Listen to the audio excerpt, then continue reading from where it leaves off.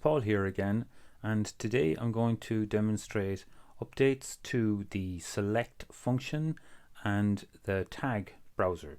First function I want to demo here is the lasso function in Select. So when I go to my Select button here, there's a pull down menu and I can pull up lasso. So you see the icon changes here. What lasso does is it allows you to draw a bubble around objects that you want to select. So what I did was a bubble in the clockwise direction, and there's a difference between using it in the clockwise direction and the anti-clockwise direction. If I click into space there to deselect, if I use the anti-clockwise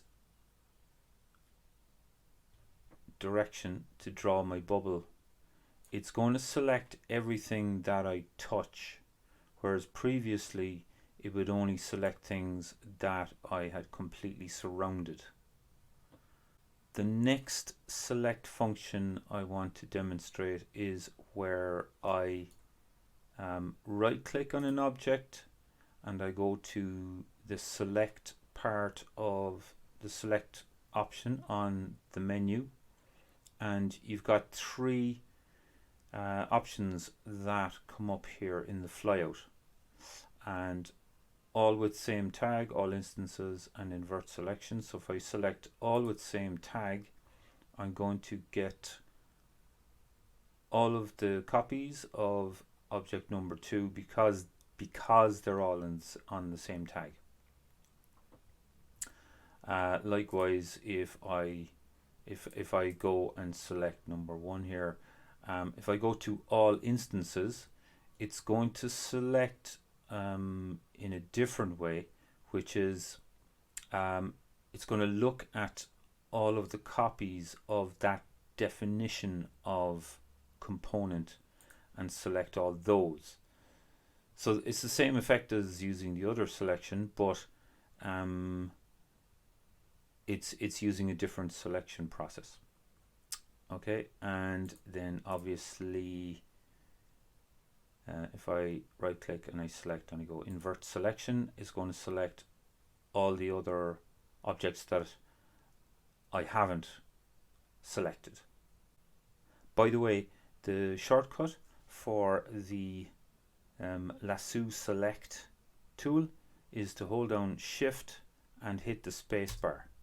Okay, so the next thing that I want to demonstrate here is where I'm using tags to work with selections, and I'm going to show some other functions to do with the tag browser. As you can see here, I've got 5 tags organized and my untagged tag.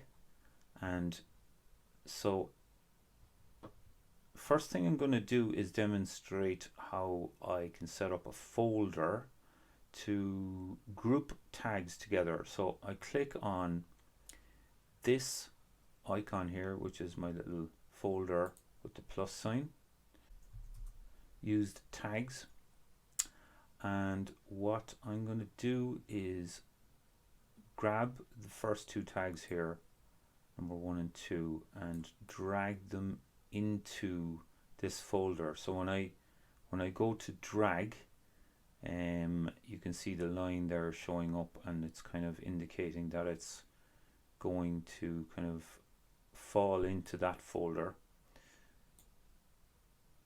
Grab number 2 and do the same thing. Okay, so those tags are now in my use tags folder, and I can, as you can see, the icon over on the left allows me to turn on and off individual tags,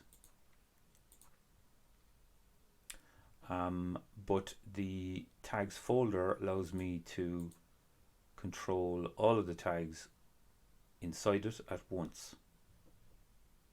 Okay, so another aspect of this, you've got these 3 icons over here, on the top right of your interface, and the first one you select a current tag, and so if I go down to tag number 3, this function here allows you to put any object that I want onto that tag. So let's go over to this one here and click.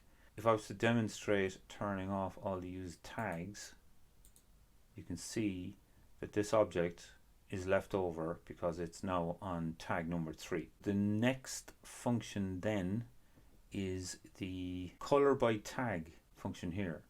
So if I click on color by tag, you can see all of the corresponding colors here of the tags become operational in my SketchUp file. And I could go here, for example, and click on number 5, and then go and pick on a tag, and it'll change those tags to number 5, number 4.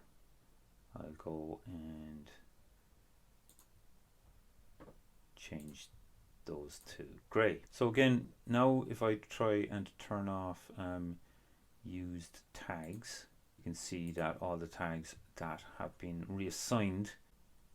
And in the third function over here, you can see how there are options to collapse all, expand all, and you can explode the tag folder as well if you just want to stop using it, and purge any tags that you're not using, and select everything that is tagged. So I hope you enjoyed this presentation. I'm going to be doing more videos on updates to SketchUp since 2020, so hope to see you back here. Thanks. We all know that SketchUp is an amazing 3D modeling tool, but did you know Sketchup Pro does beautiful construction documents? If you're curious, check out the link to my book, Construction Documents Using SketchUp Pro, updated for 2024. There are still some architects that do not know how to use SketchUp. This is unbelievable.